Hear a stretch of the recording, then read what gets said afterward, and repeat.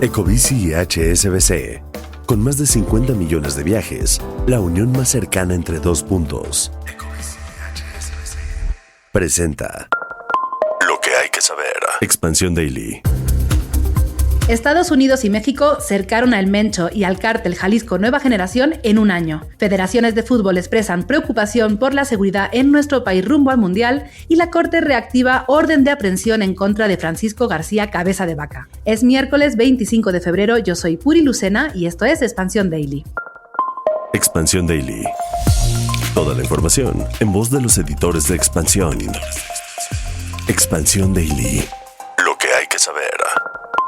Bienvenidas y bienvenidos a un episodio más de Expansión Daily. Te recuerdo suscribirte y activar las notificaciones de la plataforma en la que nos escuchas para que no te pierdas ninguno de nuestros episodios. Hoy está conmigo Erendira Reyes, editora de tecnología en Expansión. ¿Cómo estás, Ere? Muy bien, muy feliz, Puri, de estar por primera vez contigo en el Daily.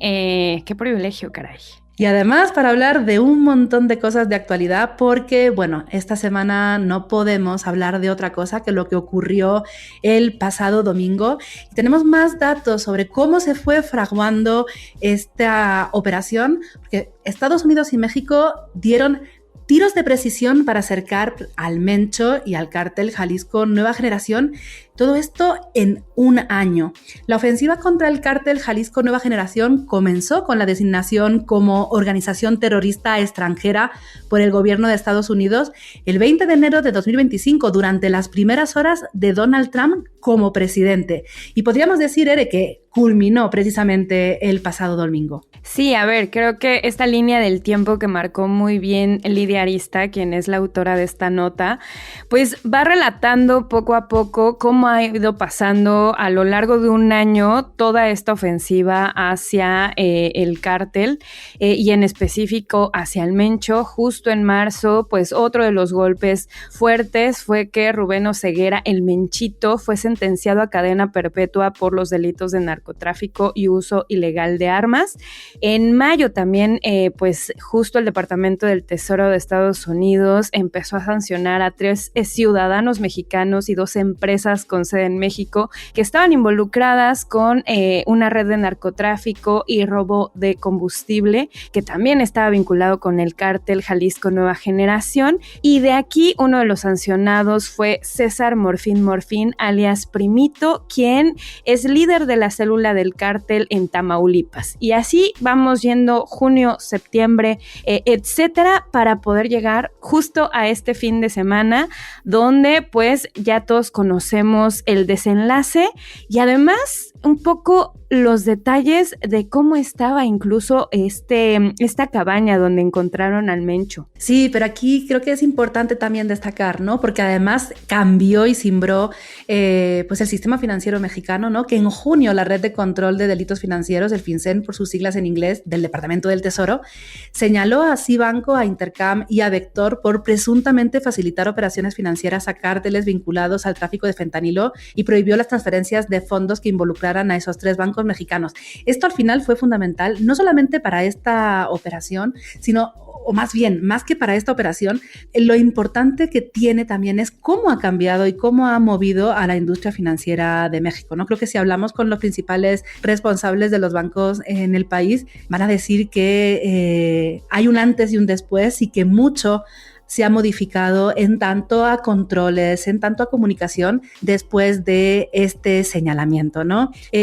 Como decías, hemos visto incluso, ya sabemos cómo era esa cabaña en la que el Mencho se ocultaba, ese complejo de cabañas de lujo ubicada cerca de la cabecera municipal de Tapalpa, en Jalisco, pues municipio de recreo, ¿no? Pueblo mágico, y en donde tuvo lugar su último enfrentamiento con las fuerzas federales. A ver, Ere, tú que has visto también seguramente, como estoy segura de que muchos de nuestros podescuchas también lo han hecho, estas imágenes captadas por medios nacionales, ¿qué es lo que más te ha llamado la atención de lo que hemos podido ver? Yo creo que lo que más me llama la atención es el tema tema de siempre existen santos en este tipo o cercanos a este tipo de capos, ¿no? Y en el caso del Mencho, pues una de las imágenes que me pareció más significativa es ver a la Virgen de Guadalupe y a San Judas Tadeo como parte justo de pues el mobiliario de la cabaña,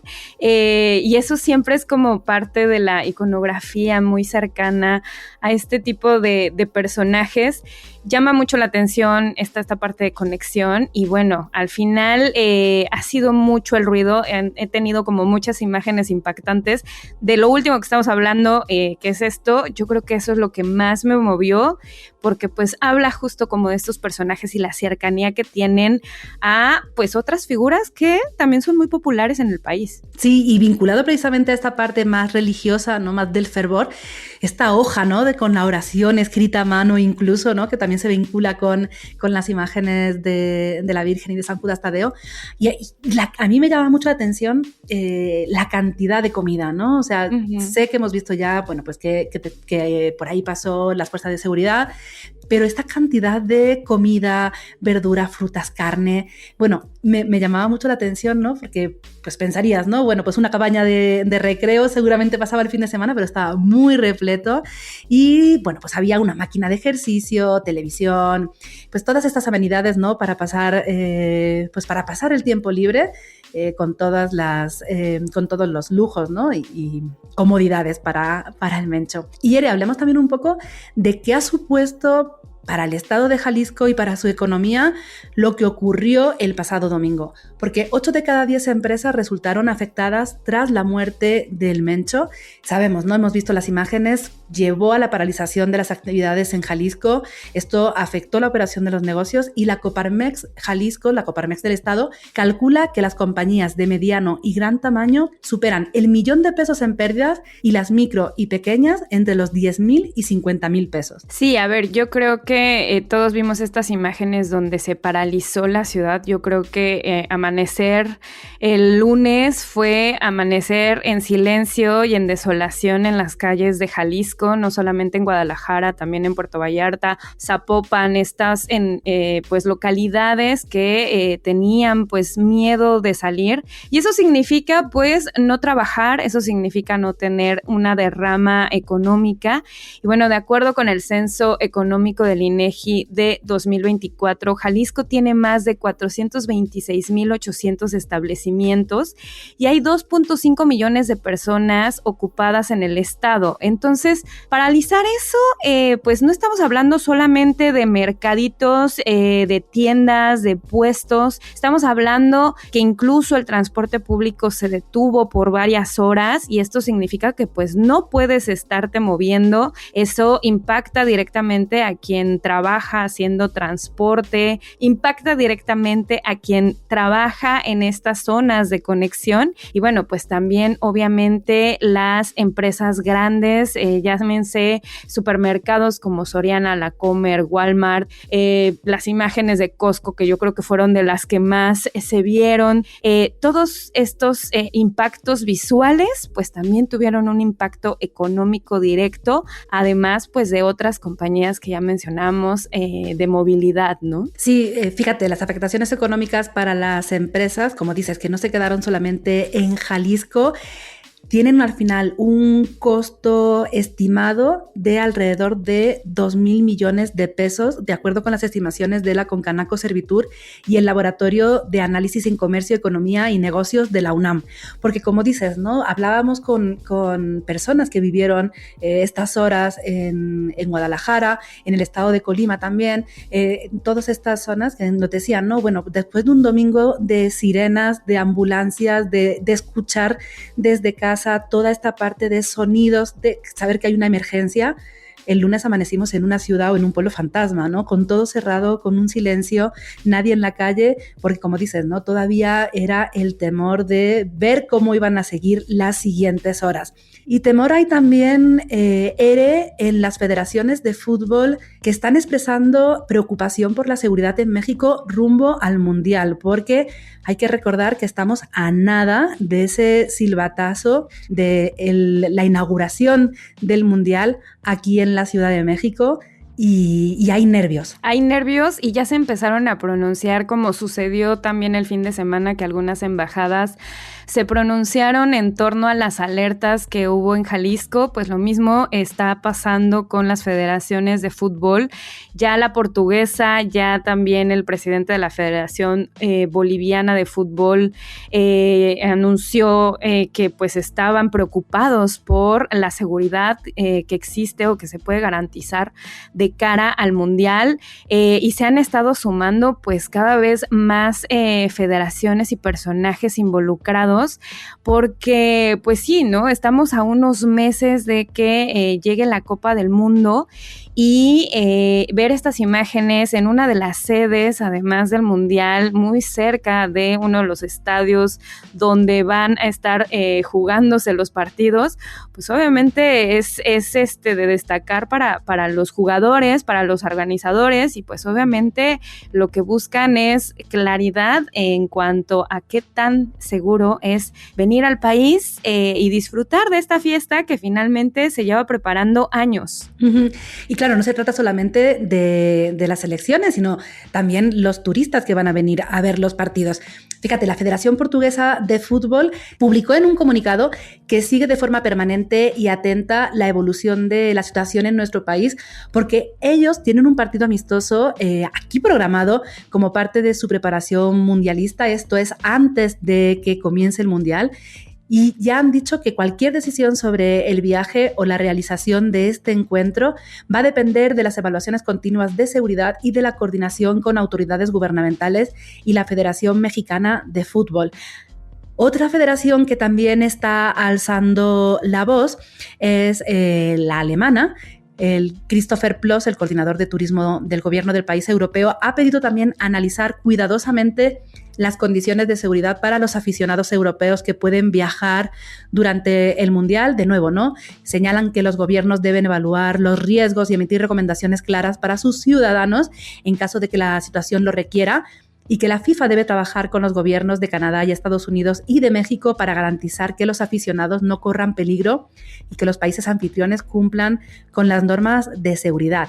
Y a todo esto, bueno, la FIFA también ya ha dado una comunicación. Sí, de hecho ya Gianni Infantino, que es el presidente de la FIFA, ya anunció. Yo creo que esto era de las mayores dudas que existía, si se iba a quitar o no la oportunidad de ser sede. Bueno, pues ya él descartó que la FIFA tenga la intención de quitar alguno de los partidos que se van a realizar en México, y de hecho pues aseguró que ha estado pues también en contacto, y han estado en contacto pues ahora sí que los gobernantes, en este caso Pablo Lemus y Claudia Sheinbaum, con ellos, con pues los organizadores como tal, que son la FIFA, para poder estar haciendo esta evaluación. Entonces, bueno, hasta ahora todo está confirmado de que nadie se va a quedar sin ver un partido en Guadalajara, en Monterrey o en la Ciudad de México, ni en las sedes obviamente de Estados Unidos o de Canadá. Hasta ahora Gianni Infantino ha dicho que está muy tranquilo con México como sede del Mundial.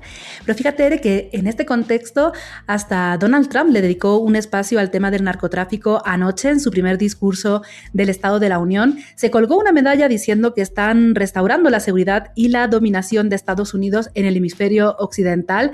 Ya sabemos, ¿no? A Donald Trump le gusta presumir, le gusta alardear de lo que considera sus logros. Señaló también que están protegiendo sus intereses nacionales y defendiendo a su país de la violencia, las drogas, el terrorismo y la injerencia extranjera. Y además dijo, y aquí cito textualmente: durante años, amplias zonas del territorio en nuestra región, incluidas grandes partes de México, han estado controladas por sanguinarios cárteles de la droga. Y añadió: también derrocamos a uno de los más siniestros capos de la droga de todos. ¿Vieron eso ayer? Obviamente refiriéndose a la captura de El Mencho. Pues aquí lo que ocurrió el pasado domingo también ocupó de una manera, ¿no? Pues este discurso de Donald Trump.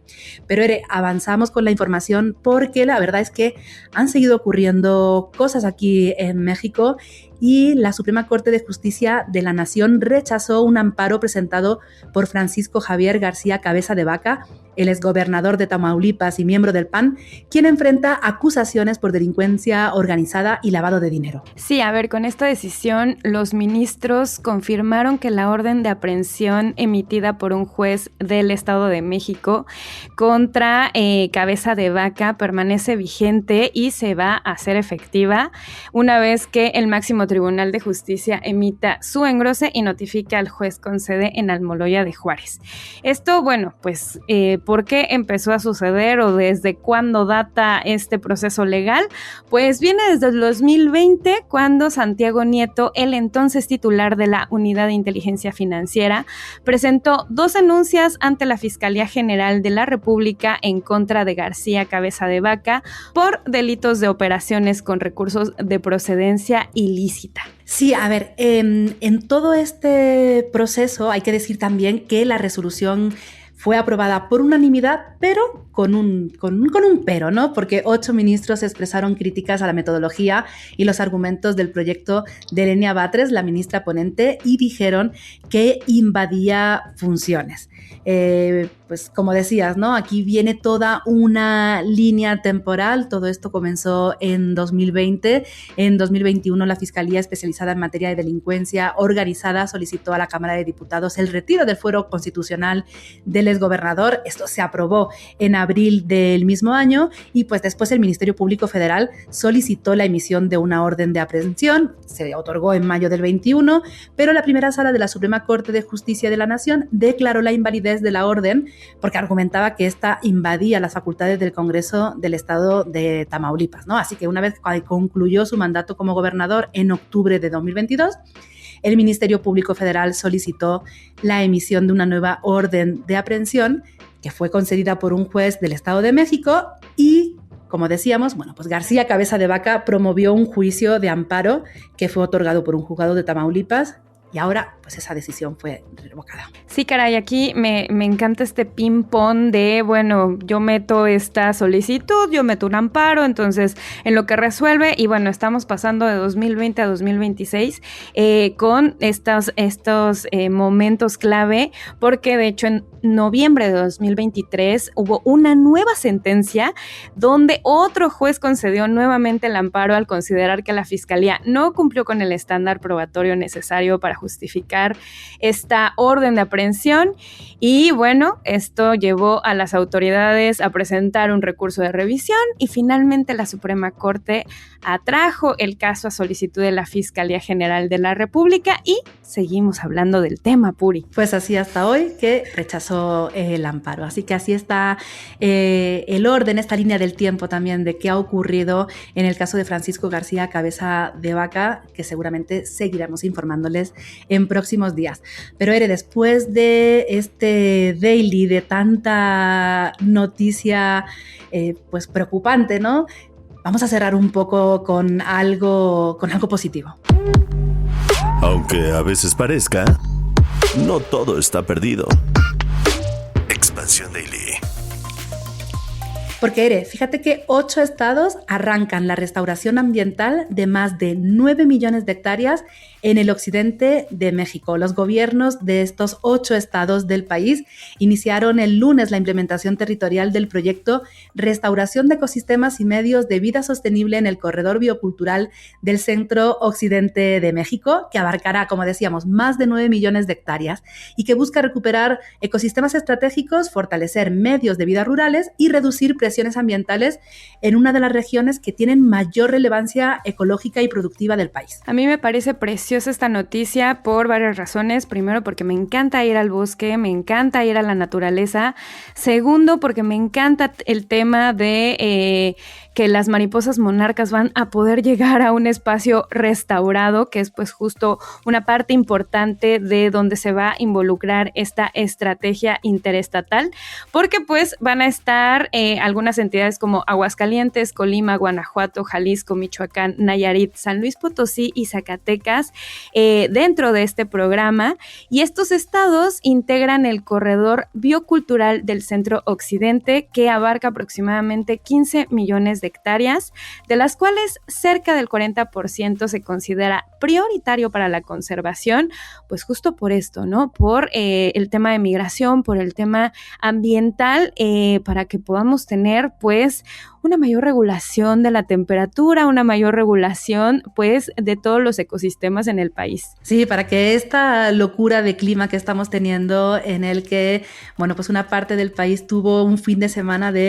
sábado de sol y domingo de frío y lluvias en enero, pues deje de ocurrir. A ver, ¿qué beneficios se prevén o que van a permitir esta intervención? Bueno, pues mitigar alrededor de 8.5 millones de toneladas de dióxido de carbono equivalente, y va a beneficiar de forma directa a 150,000 personas, incluidas comunidades indígenas, huixáquiras, otomíes, purépechas y nahuas.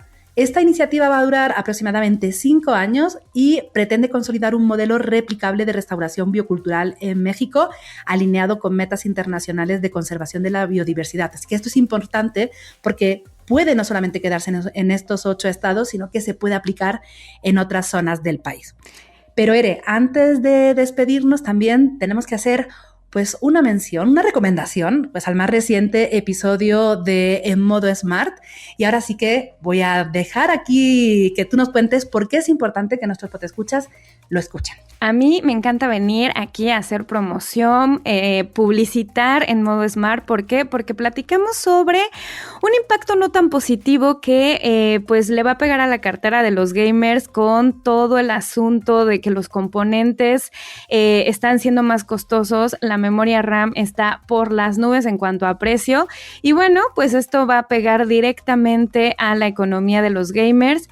Además, hablamos de cómo la industria está pues jugando este papel de abarcar a los insumos en el caso de la inteligencia artificial. ¿Por qué? Porque todo es inteligencia artificial y ellos quieren muchos insumos. Entonces, hacemos un foco en esta noticia, y bueno, pueden escuchar después de este daily En Modo Smart. Vamos a dejar las ligas para que vayan directamente a escucharlo y pues que se enteren de estos detalles, Puri. Y ahora sí, con eso nos despedimos. Ere, muchas gracias por acompañarnos hoy. Muchísimas gracias, Puri. Y bueno, recuerden que los leemos a través de las redes sociales de Expansión, @expansiónmx. Y que saben que todos los temas están disponibles en expansión.mx.